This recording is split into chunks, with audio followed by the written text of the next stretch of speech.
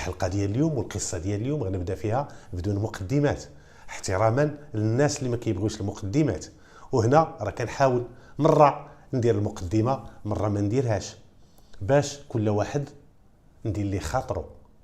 وهاد المره ما غادي نديرش مقدمه وغادي ندخل في القصه مباشره. الوقائع ديال هاد القصه كترجع تقريبا 2008 فاش وقعت هاد الواقعه هادي. غتحفظ دائما على الذكر ديال المكان احتراما للخصوصيات ديال الناس. انا واحد النهار مع الصباح بكري تعلمنا بان واحد الشاب راه تلقى مقتول في الفيلا ديالهم. شكون اللي علم الاب ديالو. مجرد ما تلقينا هذا النبأ هذا المحزن طبيعة الحال تحزمنا وانتقلنا لعين المكان تحت الإشراف ديال قائد المركز شخصيا. بقاش بحال هذه المسائل اللي كتكون هذه الجنايات الكبيرة ضروري قائد المركز ما ينتقل لعين المكان ويحضر جميع أطوار المعاينات. يكون في هذه المسائل ديال جرائم القتل، في الحوادث اللي كتكون لي زاكسيدون سبيكتاكولير، الكسيد اللي كيكونوا كبار وفيهم الموتى، خصو يمشي هو ولا يمشي النائب ديالو ضروري في هاد بحال هاد القضايا هادو. المهم تعلمنا تحزمنا كما قلت لكم انتقلنا لعين المكان. هذيك البلاصه فين كاينه ديك الفيلا كتبعد تقريبا بشي 17 كيلومتر عن المركز ديال الدرك الملكي. ملي وصلنا كانت باش ندير لكم وصف الحالات الامكنه. لقينا كاين واحد الفيلا عندها سور يكون عنده تقريبا واحد 2 ديال المتر، وكاين الشجر جرده وسط من ديك الفير داك الشجر كاينه واحد الدويره اللي هي ديك الفيلا. تما فين تلقى هذا السيد مقتول. هذه الفيلا جات معزوله على هذاك التجمع السكني المكون لذاك الدوار، كان بعيد عليه تقريبا 1.5 كيلومتر باش بعيد على الدوار، يعني ما كانش الجوار، ما كانوش الجيران عند هذه الفيلا هذه. ملي وصلنا كما قلت لكم دخلنا كنلقاو الاب ديال الهالك هو اللي استقبلنا وهو اللي دخلنا لديك الفيلا. دخلنا من الباب الكبير، كاين الباب الكبير بطبيعه الحال، عاد كتدخل كتلقى الجرده، عاد كتلقى الباب اللي كيدخلك لوسط الدار. الباب حلو خلاص هذاك السيد. ملي دخلنا كنلقاو جثه ديال واحد الشاب في البدايه ديال العشرينيات، تكون عنده 22 23 حتى 24 سنه، وهو مقتول جثه هامده وسط واحد البركه ديال الدماء. هنا كانت كتاكد لنا من خلال هذه المعاينه الاوليه بان هذاك هو مسرح الجريمه الاصلي. يعني فاش تلقى بركه ديال الدماء وتلقى الجثه وتلقى هذه، يعني هذيك الجثه راه ما تقتلتش في شي بلاصه وجات ترمات تما، هذيك هي البلاصه الاصليه فين تقتلات. هذا هو الاستنتاج الاول. من بعد اول مهمه كانت عندنا هو الحمايه ديال الاثار اللي كاينه في مسرح الجريمه، قصده الاستثمار ديالها. لعل وعسى تعاوننا الا كانت يمكن الاستثمار ديالها، تعاوننا في الفك ديال اللغز ديال المقتل ديال هذا الشاب. وباش نوصف لكم هذا الشاب كما قلت لكم كان في بركه وسط بركه ديال الدماء وعنده عده طعنات، ما يقارب 9 طعنات. كاينه طعنات اللي كاينه في الصدر، وكاينه طعنات واحد 2 طعنات عنده في العنق، وكاينه واحد 2 طعنات في البطن ديالو، وكلها طعنات قاتله وفي اماكن حساسه. يعني هذوك الطعنات هما اللي غيكونوا السبب في الوفاه ديالو، ولكن لا يمكن الجزم. التشريح الطبي هو اللي غادي يجزم في هذه المساله هذه. من بعد كنشوفوا كان مرمي هنا حدا قدام الباب، وكاين واحد الكولوار، عاد كاين قاع الدار الباسيون مراح. هذاك المراح كان فيه لي فوتوي وكانت فيه واحد الطبله. هذيك الطبله كان فوق منها مجموعه ديال القراعي ديال الجوعه، القراعي ديال البره، وكانت واحد الطفايه. هذيك الطفايه فيها البوانت ديال الكارو، وكانت واحد البكيه ديال الكارو تكون فيها 6 7 ديال الكوار. وكان من غير هذا الشيء كان واحد المبلغ مالي تقريبا بين 250 و 300 درهم كان مصرف. كانت واحد 200 درهم مجموعه، ومعها تقريبا هذوك الصريف اللي كان محطوط فوق الطبله. البيبان ديال البيوت ديال ديك ديال الفيلا بانوا لنا مسدودين، ما محلولينش. كانت واحد التلفازه في قاع الدار وكانت باقا شاعله ما طافياش. هذه كلها مسائل عايناها من خلال المعاينه الاوليه. اول حاجه درناها التقطنا الصور ديال حالات الامكنه من جميع الزوايا، ومن بعد استعنا بفرقه التشخيص القضائي اللي كتواجد على مستوى القياده الجهويه باش دير رفع ديال الاثار اللي كاينه تما قصد استغلالها في البحث. التحقوا بنا هاد العناصر واللي كنسميهم ديما جنود الخفاء، لحقاش المجهودات ديالهم كبيره والمهام ديالهم يشكرون عليها. هذوك جنود الخفاء وتيعود لهم الفضل في الفك ديال مجموعه ديال الالغاز، هما كي ما كيبانوش في الواجهه، هما كيديروا العمل ديالهم وهما ما كيعرفهمش المواطن. لذلك كل ما اتيحت لي الفرصه كنشكر دوك الناس على المجهودات ديالهم الجباره. المهم جاو الفرقه ديال التشخيص القضائي داروا الرفع ديال البصمات من اللي كانوا في ديك القراعي، الرفع ديال البصمات اللي كانوا في البيبان اللي كان تمايا في ديك الطبله، اي حاجه كان فيها شي بصمه تم الاستثمار ديالها. ومن بعد تم الحجز ديال هادوك البوانت ديال الكارو، داروا في واحد البلاستيكه اللي هي كدار خصيصه ومعده خصيصا بحال هاد العمليات. هادوك اللي ميقول اللي هما البوانت ديال الكارو غادي يمشيو لمختبر الادله الجنائيه ديال الدرك الملكي اللي كاين في الرباط. الغرض من هاد البوانت باش يتعرف الحمض النووي اللي كاين فيهم، باش الا كاثناء البحث بان لك شي واحد مشكوك فيه كدار ليه كتهز ليه عينه ديال الدم وكتمشي للمختبر ديال الادله الجنائيه وكتقارن داك الحمض النووي ديال داك الدم مع داك الحمض النووي اللي تلقى في دوك البوانت ديال الكارو. هذا هو الغرض من هذه العمليه هذه. المهم دارت هذه المسائل كامله. الباب حتى هو دار داك البواني ديالو كانت فيه واحد جوج ديال البصمات، دار الرفع ديالهم. من بعد دار التفتيش ديال الجثه. التفتيش ديال الجثه ما عطى حتى شي نتيجه، وما لقينا بالحوزه ديال الهالك اي شي حاجه عندها قيمه او اي حاجه اللي يمكن الحجز ديالها. من بعد تهزات الجثه ديال الضحيه على متن السياره ديال نقل الاموات ومشات المستودع ديال الاموات قصد اخضاع هذه الجثه للتشريح الطبي لمعرفه السبب الحقيقي وراء الوفاه ديال هذا الشاب هذا. من بعد وصلنا المعاينات ديالنا، ما حبستش المعاينات ديالنا تما، درنا بارجاع ديال ديك الفيلا من برا ومن الداخل. هذه العمليه عطاتنا نتيجه، حيت من مور هذيك الفيلا لقينا واحد جوج ياجورات وحده فوق وحده. هذوك الجوج ياجورات كان عندنا شك ربما استعملوا المجرم او المجرمين اللي اقترفوا هذه الجريمه قصد التسلق والتسلق الى داخل المسكن وديك الفيلا، خصوصا ان السور كانت فيه شي 2 متر.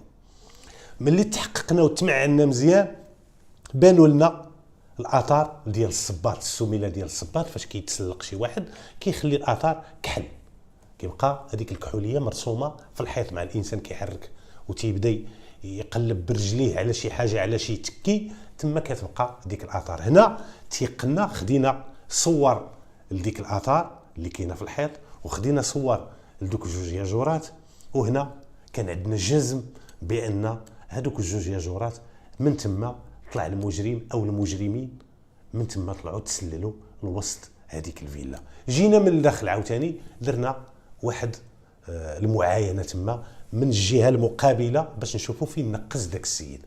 هنا كانت المفاجاه وكانت واحد العطور اللي هو مفيد للبحث. اشنو لقينا؟ كانت الارض تاريه، بقاش كما قلت لكم ديك الجرده كان فيها الشجر وكانت كتسقى، والارض مع شبعانه الماء كانت تاريه. هذاك اللي نقز فاش نقز البلاصه فين نقز مع الارض التاريه بقى الاثار ديال الصباط اللي كان لابس بقى واضح. هنا استثمرنا هذا الاثار حتى هو، استعنا بماده الجبس، خلطناها مع الماء عفوا، خلطناها مع الماء خليه وكبيناه على داك الاثار، داك القبس مع الماء ملي ولا جاري، وخليناه تيبس. وملي يبس نقيناه بواحد الشتاء، نقيناه من التراب حتى بقى لنا داك الاثار بقى صاين، يعني غادي نستعملوه وربما نوقفوا عليه في البحث ديالنا. درنا هذه الاجراءات، تهزت الجثه، جميع التحريات التقنيه دارت. هنا غادي ندوزو للبحث، واول واحد غادي نفتحوا معاه البحث هو المكتشف ديال الجثه. مكتشف ديال الجثه شكون هو؟ هو الاب ديالو هو اللي لقى الجثه. الاب كان عنده شي غرض، جا لتما الفيلا، قال لك بقيت كنعيط للابن ديالي في التليفون، قال لك ما كيجاوبنيش. قال لك ملي ما تيجاوبنيش، قال لك قررت باش نجي نقلب عليه لحقاش محتاجو يقضي شي غرض. قال لك كنت موصيه ومكلفو بواحد المهمه، وديك المهمه الا بغى يقضيها قال لك خصو ينوض مع 6 الصباح ولا. قال لك ملي عيطت ما كيجاوبنيش، قال لك تشوشت، قال لك وانا نجي. قال لك ملي وصلت، قال لك لقيت الباب ديال برا الكبير ديال السور الكبير، قال لك مسدود. قال لك حليته، قال لك ودخلت، قال لك بانت لي الطوموبيل ديال ولدي، قال لك مبلاصيه ومسدوده. قال لك وبان لي الباب اللي كيدخل للدار، الباب الصغير اللي كيدخل لقاع الدار، قال لك بان لي محلول شويه. قلت ربما ولدي راه تعطل، يلاه فاق، راه باغي يمشي يقضي داك الغرض وديك المهمه، علاش وصيته. قال لك بقيت كنعيط ما جاوبنيش. قال لك ودخلت، قال لك مجرد ما دخلت قال لك لقيته قدام الباب مرمي في ديك البركه ديال الدم. قال لك تخلعت، قال لك واتصلت بكم وعلمتكم بهذه الواقعه. واش شفتي شي حاجه؟ لا. واش ولدك عنده شي حاجه اللي تقدر، عنده شي حسابات، عنده شي عداوه مع شي واحد؟ خصوصا كما قلت لكم لاحظنا من خلال المعايير كانت الفلوس تقريبا واحد 300 درهم محطوطه. الحوايج كاينه، تجهيزات اللي هي باهظه الثمن كاينه في الفيلا، تلافاز، كاين شحال من حاجات، ديكورات، حتى حاجه ما تهزات وحتى حاجه ما تقاست. الحوايج بقات ما مقيوساش وبقات الدار كما هي. يعني ان الدافع وراء جريمه القتل ماشي هو السرقه، دافع اخر غادي نحاولوا نكشفوا عليه في البحث الا قدرنا نفكوا اللغز والشفره ديال هذه الجريمه هذه. المهم استمعنا ليه، هادو هما التصريحات ديالو. واش كيجلس، واش ولدك تيشرب؟ قال لك عارفو كيشرب، قال لك مره كيشرب. مع من تيجلس؟ تعطونا الاسماء ديال واحد 4 ديال الاصدقاء ديالو راه تيكونوا معاه باستمرار، وهما اللي كيجلسوا معاه هنا في الفيلا. قال لك في غالب الاحيان فاش تيبغي يشرب. ملي شدينا عنده هذه الافاده، كاينين واحد المجموعه ديال الاشخاص والشبان اصدقاء ديال الهالك، خصنا نستمعوا لهم. استدعيناهم، بطبيعه الحال امتثلوا. وللاشاره هذوك البصمات اللي ترفعوا راه مشاو عبر السلم الاداري للمديريه العامه ديال الامن الوطني باش نشوفوا واش هذوك البصمات يقدروا يعطيو شي نتيجه. وهذوك كما قلت لكم البوانت ديال الكارو راه مشاو للمختبر ديال الادله الجنائيه ديال الدرك الملكي. المهم ملي تعطونا هاد الاسماء استدعيناهم، امتثلوا.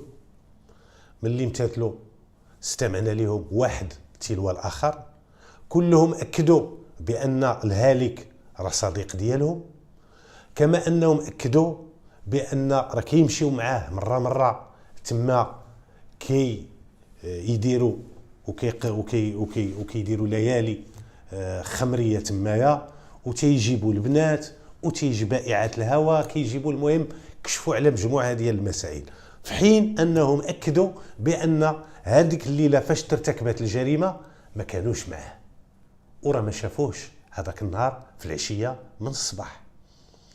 كما جاوبوا على مجموعه ديال الاسئله، واش هذا السيد هذا عنده، نتوما مادام هما المقربين عنده، لحقاش الصديق بعض المرات كتلقى عنده اسرار ما كايناش عند العائله، خصوصا الا كان شي صديق مقرب وكاين شي صديق، كاين شي صداقه متينه بين واحد الجوج، راه كتلقى اسرار ديالهم ما كايناش عند العائله ديال دوك الجوج الاصدقاء، ولكن هما كيعرفوا كل حاجه على بعضياتهم.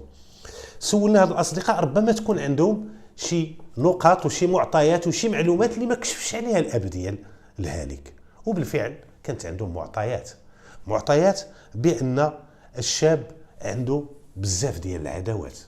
شكون اللي خلى ليه هذوك العداوات؟ هما النزاعات اللي كاينين عند الاب ديالو بسبب الاراضي وبسبب المشاكل.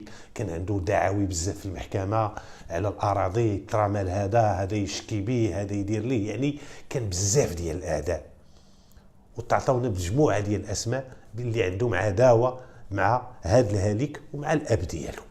يعني الاب دا ولدو في واحد الطريق، من حسب الافادات ديال الاصدقاء، داه في واحد الطريق ورباه على واحد التربيه ديال التعدي، الاستيلاء على الاموال ديال الغير والممتلكات ديال الغير. يعني هذا السيد هذا كانت عنده سمعه خيبه. ملي قالوا هذه القضيه ونفاو بان راه ما كانوش معاه ديك الليله، خص التثبت والتحقق من الصحه ديال الاقوال ديالو. باش نثبتوا بان الاقوال ديالهم صحيحه وما كيكذبوش، غادي نستعنوا باستعمال الزمن ديالهم هذاك النهار وديك الليله فاش تقتل داك السيد. فين كانوا؟ كاملين عطاو فين كانوا بالتدقيق، مع متلاقاو يتدخلوا لديورهم، لحقاش كانوا كلهم ما مزوجينش وعايشين مع والديهم. وكيقول لك باش تعشينا وها فين شكون اللي لقيت، الوالد لقيتو ناعس، الوالده لقيتها فايقه. يعني تبتنا من جميع الاقوال ديالهم، ما لقيناش عندهم ولو تناقض واحد في الاقوال ديالهم. يعني واحد النسبه ديال 98 95% داكشي اللي كيقولوا راه صحيح، ما كانوش معاه ديك الليله. هادشي اللي بان من خلال التحريات اللي دارت. كما دارت مجموعه ديال التحريات على السيره والسلوك ديال داك الهالك، والكل اكد بان هذاك الهالك كان عدواني، وكان يتعنى باه، يتعنى بالنفوذ اللي كاين عند باه. نقدروا نحسبوه في الخانه ديال ولاد الفشوش. كان تيتعدى على الناس، كان تيتعدى على البنات، كتعجبو شي وحده في الدوار ولا كيبقى تابعها حتى كيغريها.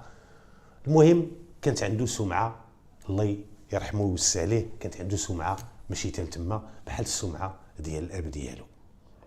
هنا فاش تكشفات هاد المعطيات ما يمكنش نتهموا هاد الناس وتوجه الشكوك لهاد الناس كاملين اللي عندهم العداوه مع هاد السيد، مع الهالك ومع الاب ديالو. ما يمكنش. علاش؟ لحقاش كانوا كتار، ما يمكنش كاملين تستمع ليهم، وما يمكنش غادي دي، ولكن غادي نحاولوا نتسناو هادوك البصمات اش غيكشفوا، واش غيعطيو شي نتيجه. اما بالخصوص ديال دوك البوانت ديال الكارو، غير الا كان شي واحد شكينا فيه راه كيتهز ليه الدم وكيمشي للمختبر وكتقارن داك الحمض النووي ديالو مع داكشي اللي تلقى في ليميغو. هاد العمليه وهذا الاجراء تياخذ وقت، والقضيه ديال البصمات حتى هي كتاخذ وقت، على الاقل واحد الشهر. درنا هذه التحريات كامله، استمعنا لهاد الناس كاملين، ولكن ما بان حتى شي حاجه.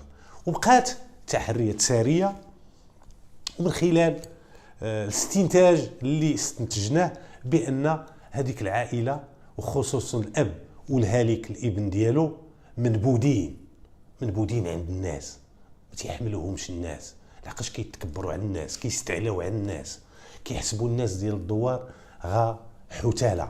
حاشاكم، وهذا السلوك ما خصوش يكون. يعني اللي سولتيه في الدوار واش ما سمعتي شي حاجه، كاين اللي تشفى واخا الانسان ما خصوش يتشفى في الموت. كاين اللي تشفى قال لك تهنينا من داك الطاغيه، كان طاغي علينا هنايا وكيدير ما بغى، وكان تيدوز وسط الدوار بواحد السرعه مفرطه والغبابر كتنوض. يعني منين ما داز كيلقط الدعاوي. هذا هو الاستنتاج اللي استنتجناه، ومن خلال هذيك التحريات كان عندنا شبه يقين بان الدافع ديال هذا القتل ديال هذا الشاب قد يكون هو الانتقام. هذا هو الانتقام من خلال ما استخلصناه ومن خلال ما توصلنا اليه في الابحاث. ولكن هذه الفرضيه خصنا نتحققوا منها وخصنا نوصلوا لها عن طريق البحث وبالمعطيات اللي هي منطقيه وبالادله وبالقرائن. تسنينا كما قلت لكم بعد ما البحث ديالنا ما عطاش شي نتيجه، ما توصلناش لشي نتيجه، هادوك الناس هادوك الشبان كاملين درنا واحد الاجراء ديال التفتيش في المنازل ديالهم كاملين. هذيك العمليه التفتيش كان الغرض والهدف منها هو كنقلبوا على الصبابط اللي عندهم، نشوفوا شي واحد واش عنده شي صباط اللي عنده هذيك الرسمه ديالو اللي كتكون لتحت في السميله ديال الصباط تكون منطبقه مع هذيك الاثار اللي لقينا في الفيلا. هذه العمليه ما عطات حتى شي نتيجه، وما لقينا عند حتى شي واحد فيهم شي صباط اللي منطبقه الرسمه ديالو مع ديك الاثار اللي لقيناه. هنا ما كانتش شي نتيجه، وكما قلت لكم بقينا كنتسناو الرفع ديال البصمات. الرفع ديال البصمات جاتنا النتيجه ديالو، والنتيجه ديالو كانت ايجابيه الحمد لله. تلقاو 3 ديال البصمات اللي تلقاو البصمات ديال الهالك هذاك الوليد اللي مات، وتلقاو البصمات ديال واحد الفتاه، وتلقاو البصمات في البواني ديال الباب اللي كيدخل للدار، تلقاو البصمات ديال الاب ديال الهالك. البصمه ديال الاب ديال الهالك ربما غير داك ملي جا باش يحل الباب يدخل ربما كانت تما خلاوه، اصلا هو راه كيجي للدار تما، يعني البصمه ديالو ماشي شي حاجه غريبه على مسرح الجريمه. تيبقى البصمه اللي غريبه وخصنا نشوفوا السبب ديال التواجد ديالها تما، خصوصا ان ديك البصمه تلقات في القراعي ديال الشراب، وتلقات في هذيك الطبله، يعني مجموعه ديال البصمات، وكانوا كتار البصمات ديال ديك الفتاه. هذيك الفتاه المعطيات ديالها والبيانات الشخصيه ديالها عندنا، توصلنا بها عن طريق هذيك النتيجه ديال رفع البصمات اللي جاتنا من المديريه العامه ديال الامن الوطني. ملي تعرفنا على هذه السيده مشينا باش نستمعوا ليها، انتقلنا عندها للدار، وكانت تتسكن في منطقه النفوذ ديال الشرطه. الناس ديال الشرطه بعد ما تواصلنا معهم وفروا لنا المؤازره، واحد الدوريه مؤازره، لحقاش هما اللي منطقه النفوذ ديالهم تما، وهما اللي كيعرفوا العناوين ديال ديك المدينه، ومشاو معنا واستعنوا بالمصادر ديالهم اعوان السلطه حتى لقينا هذيك الدار اللي كنقلبوا عليها. دقينا الباب كيواجهنا واحد الشاب. السلام قلنا ليش كتجيك فلانه؟ قال لك هذيك الاخت ديالي فينا هي، راه كاينه في الدار. قلنا ليه ممكن تكلمها لنا؟ قال لك مرحبا نكلمها. قلنا ليه كلمها وقول لي تجيب لاكارت ديالها معها. طبيعه الحال واحد 5 دقائق لبست حوايجها وخرجت عندنا وعطاتنا لاكارت. بعد ما تاكدنا من انها الشخص نفسه موضوع البحث ديالنا، طرحنا عليها مجموعه ديال الاسئله. قلنا لها بان راه جينا عندك في اطار البحث في واحد جريمه قتل، ومسرح الجريمه اللي ديال هذا القتل اللي كنبحثوا فيه، قلنا لها راه تلقاو فيه البصمات ديالك، وبغينا شي رد وشي تعليل على هذه المساله هذه، هنا شي توضيح. اش جاب البصمه ديالك تمايا وانت برانيه ما عندك حتى علاقه بديك العائله، وما يعني كاين شي حاجه اللي خصك تجاوبينا عليها. واش انت اللي قتلتيه؟ واش انت هذه؟ مجرد ما كشفنا السبب ديال البحث ديالنا والسبب ديال القدوم ديالنا، بدات هذيك الفتاه كترجف، شواربها بداو كيرجفوا. قالت لك انا والله ما قتلت. قلنا الا ما قتلتيش قولي لنا شكون اللي قتل، قولي لنا اش علمك الله، قولي لنا اش وقع، حنا اللي غادي نعرفوا واش قتلتي ولا ما قتلتيش، بيني لنا الا ما قتلتيش. قالت لك انا غنقول لكم كلشي. قلت لك ودي هذاك الهالك كانت عندي علاقه معاه خارج الاطار الشرعي ديال الزواج، وهي هذه البنت كانت مازال ما عمرها ما تزوجات، وبنت هذاك البنت كانت كتجي، قالت لك باش تعرف عليا كانت كتجي عند واحد عمها كاين في ذاك الدوار. قالت لك كنت كنجي عنده في العطل فاش كنشد العطله ولا هذه، قالت لك تنجي كنمشي عند عمي. قالت لك شافني تما، قالت لك بدا كيتبعني ولا كيجي جلس حدا الدار ديال عمي. قالت لك المهم بدا كيزعجها. قالت لك حتى خفت توقع شي حاجه. قالت لك عطيته النمره التليفون ديالي وقلت لها انت بدا تواصل معايا حتى نشوفوا اشنو نتعرف عليك وتعرفني. قالت لكم بقات يتواصل معايا. قالت لك كثرات هذيك الاتصالات ديالهم. قالت لك حتى تلاقينا، حتى رضخت الطلب ديالو. قالت لكم بديت كنتلاقى انا وياه. قالت لكم تنمشي عنده كنجلسوا. قالت لك مره تقريبا راه عام هذا. قالت لك انا ما كنشربش وهو راه كيشرب. كتكمينتي لا ما كنكميش. هو شنو وقع؟ قالت لك بالفعل كنت انا وياه. قالت لك واحد الوقيته بالليل تقريبا جويه ل10 ل11 ديال الليل، قالت لك تيسمع بدقان ديال الدار ديال الفيلا، ماشي الباب البراني، الباب ديال اللي كيدخل وسط الدار. قال لي ناري الاب ديالي هذا جا حشم من الاب ديالو. قلت لك ودي راه دخلني لواحد البيت وسد عليه وجبد عليا الباب. قلت لكم مشي يحل الباب. قلت لك حل الباب. قلت لك انا بقيت كنسمع. قلت لك حتى سمعت واحد الشجار واحد الشنآن وبصوت عالي. قال لك واحد كيتغاوت مع شي واحد. قال لك كيتغاوت مع داك الواحد. قالت لك بدا داك النية. قلت واش باه تيغوت عليه واش هادي؟ ملي بديت كنسمع قال لك عرفت بان راه ماشي الاب ديالو. قال لك ديك الساعه حليت الباب وبديت كنطل. قال لك ولكن ما قدر غير بقيت كنسمع. قال لك بدا منك واش انت نقزتي من الباب كي درتي كي فعلتي؟ قال لي انا نقزت وانا جيت اليوم باش نصفيها معاك. انا غادي نصفيها معاك. هذاك الشيء اللي درتي والشرف ديالي والكرامه ديالي اللي قزتي اليوم انا غادي نشد حقي بيدي. قال لك بقاو كيدابزوا. قالت لك واحد الوقيته قالت لك تيجبد الموس. قالت لك طلعنا. قالت لك تنسمع واحد الغوته ديال الهالك ديال داك الشاب اللي مات. قالت لك واعتقوا الروح وقتلني. قالت لك وقال الاسم الشخصي ديال داك السيد.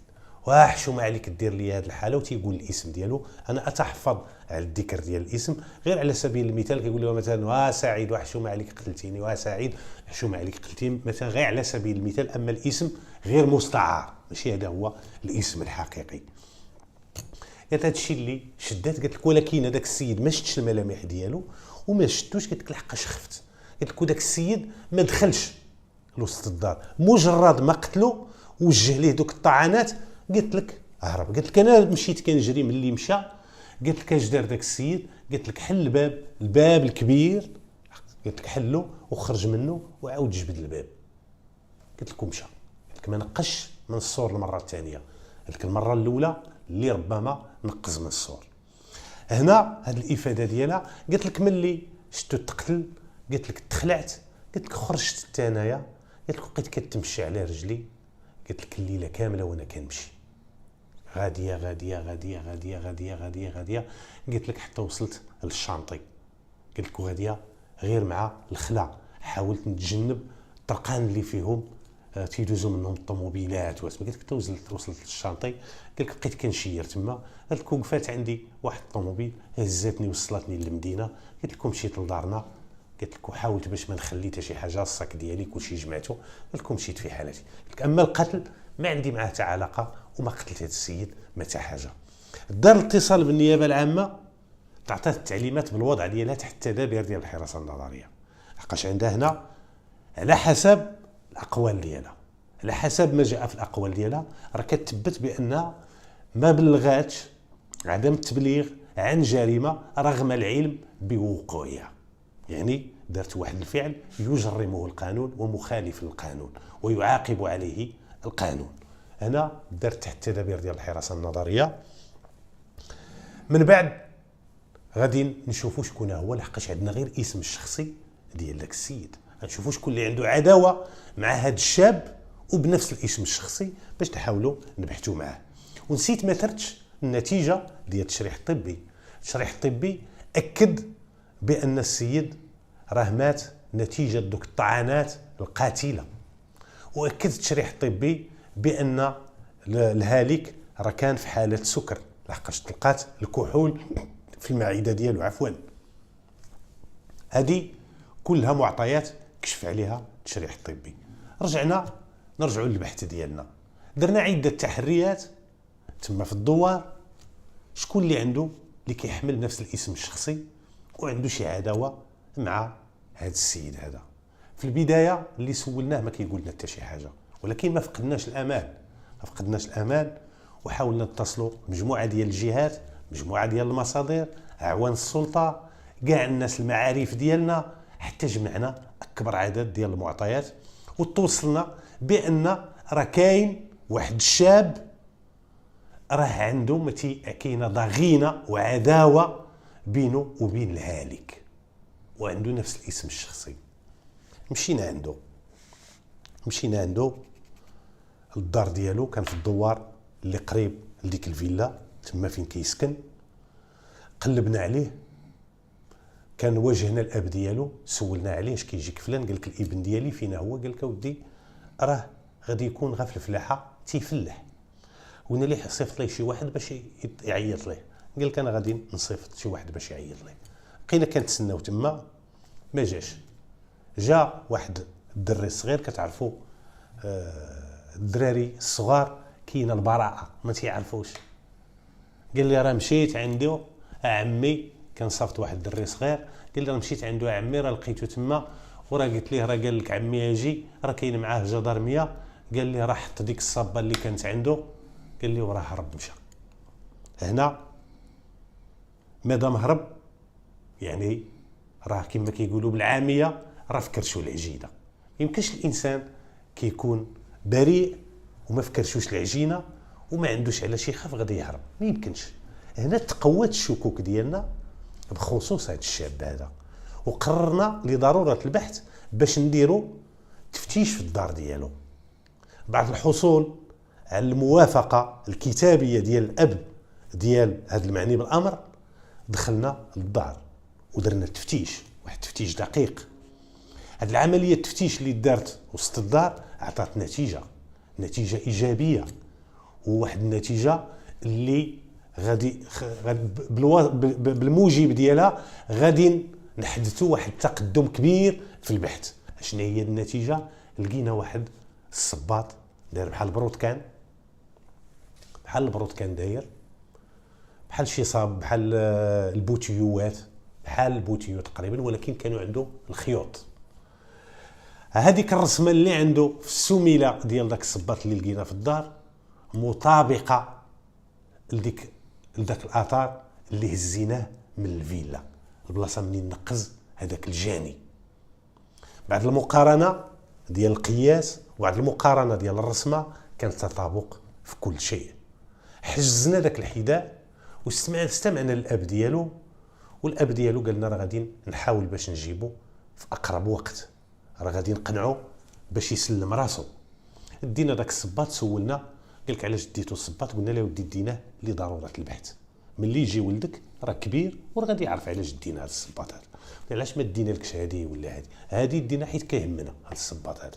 ومشينا هنا درنا اتصال بالنيابه العامه، قال لك مادام لقيتوا هذا الصباط ومادام السيد هرب، سمعكم بانكم جايين عنده هرب، غديروا ليه مذكره بحث.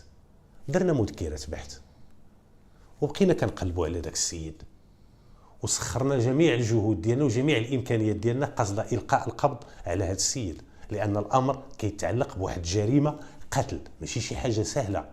راه روح، راه انسان اللي مشى، روح هذيك يعني راه فاش تكون شي جريمه قتل في شي مركز ولا، راه جميع العناصر كيكرسوا المجهودات ديالهم لديك الجريمه، واخا كيكون ما معنيش بالبحث ولكن ما كيدخرش شي جهد الى على شي معلومه ولا حصل عليها ولا كيجيبها الفريق اللي مكلف بالبحث وكيزودهم بها.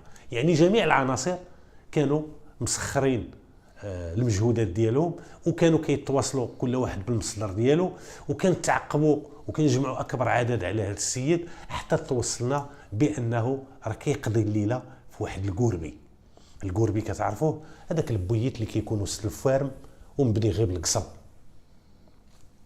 تحرينا وعرفنا البلاصه، نعتوها لنا الناس فين هذاك الملجأ فين كيتخزن، وبقينا كنترصدوه.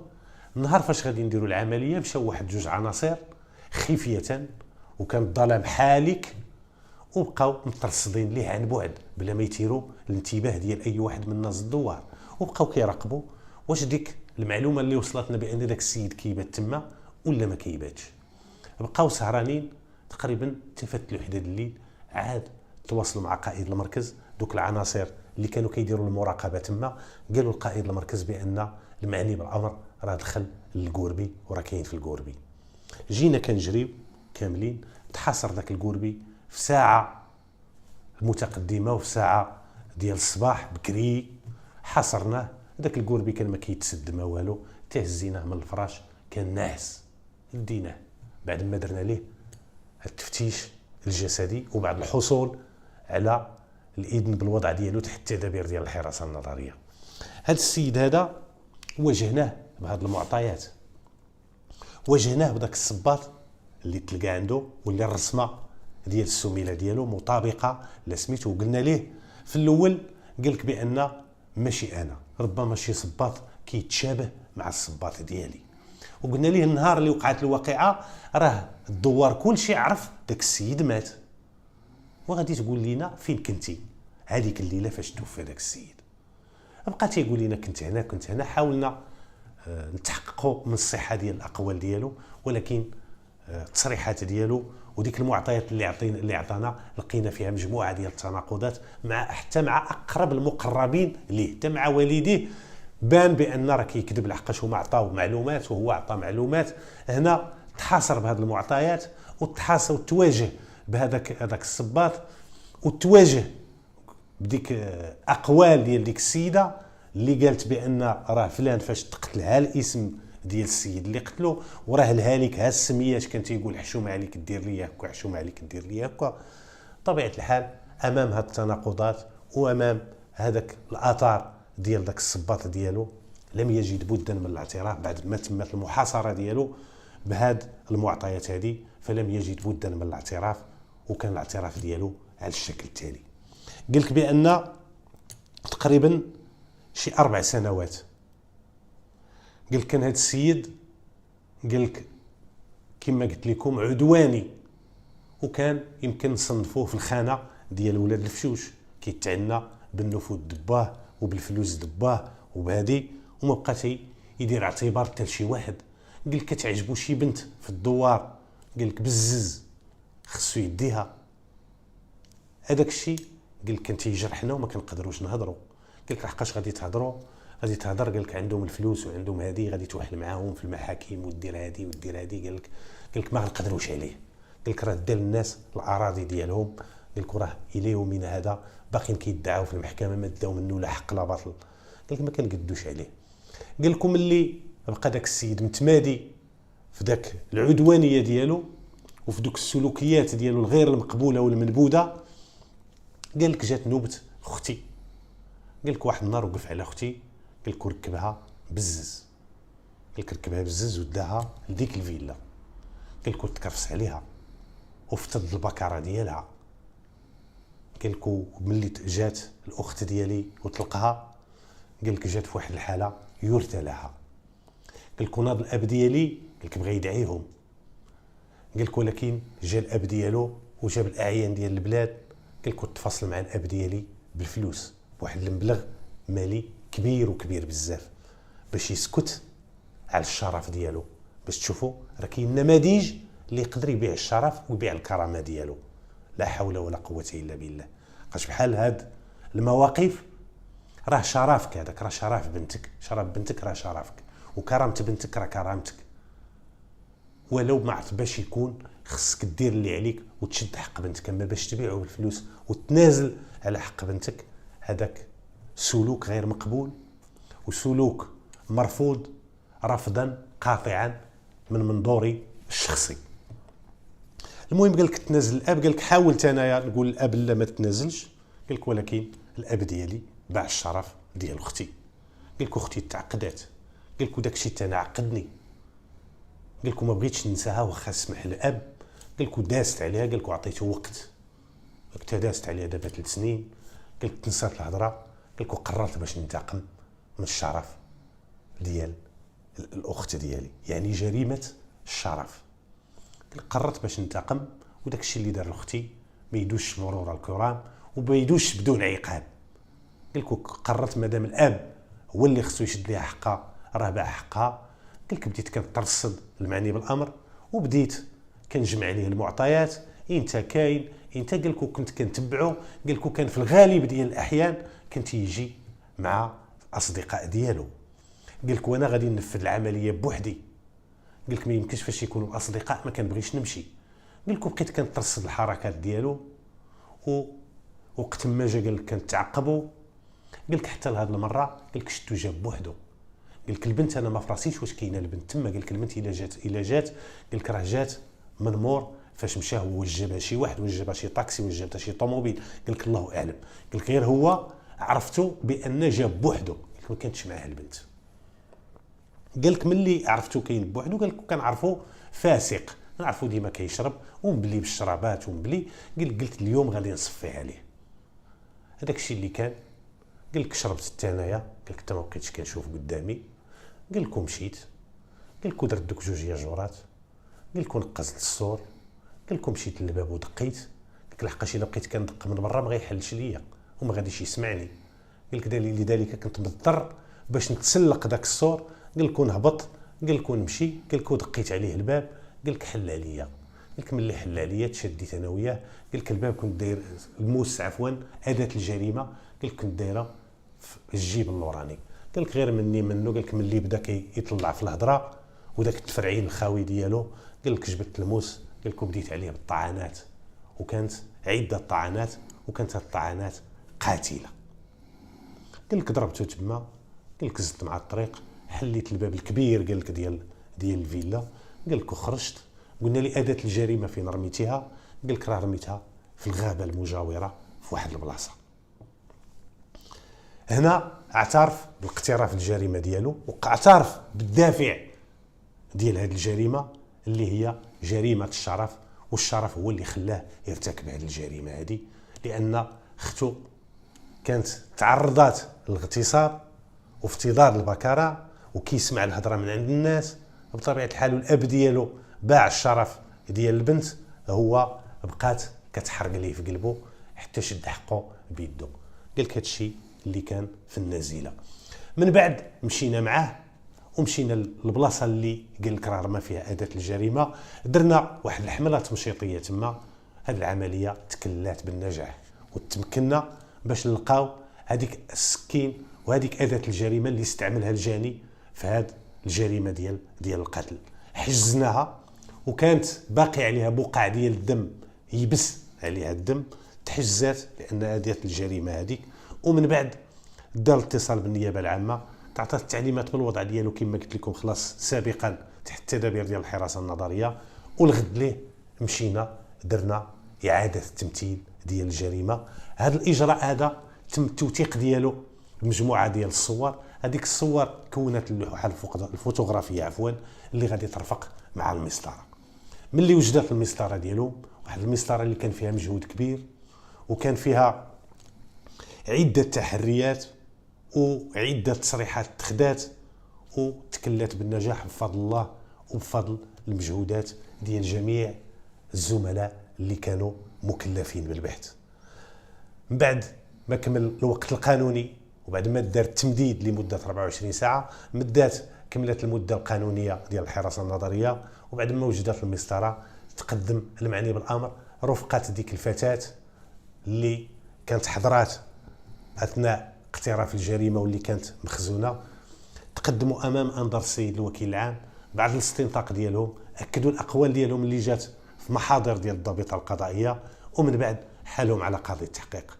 قاضي التحقيق دار لهم الايداع بعد ما استنطقوهم، وبعد ما استكملوا جميع مراحل التحقيق وجد الملف ديالهم، تحال الملف ديالهم على القضاء، وكان صدر القضاء احكام ابتدائيه واستئنافيه. ولكن الحكم النهائي الحائز لقوه الشيء المقضي به اللي صدر في حق هاد الجوج هادو هو 3 سنوات لديك الفتاه بائعه الهوى و20 سنه لذاك الشاب، هذاك الشاب مسكين اللي مشى وقتل وارتكب جريمه بدافع الدفاع عن الشرف ديال الاخت ديالو.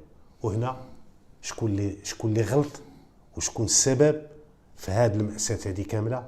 هو الاب ديال هذا المجرم. لحق شكون مشى دعا ومشى تبع المسطره وتبع القانون وشد الحق لبنته، ما غاديش يدير هذا الشاب هذه الجريمه. ولكن ملي كيشوف الاب ديالو راه باع الشرف ديال اختو وهو ما تسرطات ليش، بقى حاقد وبقى محتفظ بداك الشيء، داك الغل بقى محتفظ به في القلب ديالو حتى تنصات الهضره، وقرر باش ينتقم وانتقم. وكما قلت لكم الدافع هو الانتقام. نتمنى باش تخاض عبر من هاد القصص، ونتمنى من الشباب ولاد الفشوش باش يراجعوا الاوراق ديالهم ويعرفوا واش كيديروا، حقاش الحقره راه خايبه، راه بقى تحقر في الانسان تحقر فيه، واحد النهار راه غادي يطور، لحقاش الضغط يولي الانفجار، وتبدا تعنى بفلوس باك وسميتو، ماشي تربيه.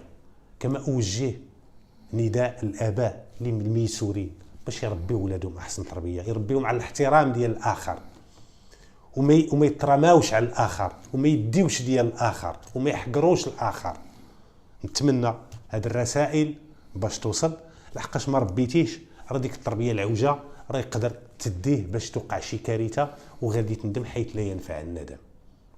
نتمنى الرسائل ديالي والنداءات ديالي توصل وتلقى اذان صاغيه، كما اتمنى نكون توفقت في السرد ديال هذه القضيه، واتمنى ان اكون عند حسن الظن ديالكم. وكما العاده اغتنم الفرصه لارحب بالمنخرطين الجدد بالقناه ونقول لهم الف مرحبا، وبالاحضان بين افراد العائله الكبيره ديالنا. في الختام اترككم في حفظ الله ورعايته، واستودعكم الله الذي لا تضيع ودائعه، والى حلقه قادمه ان شاء الله.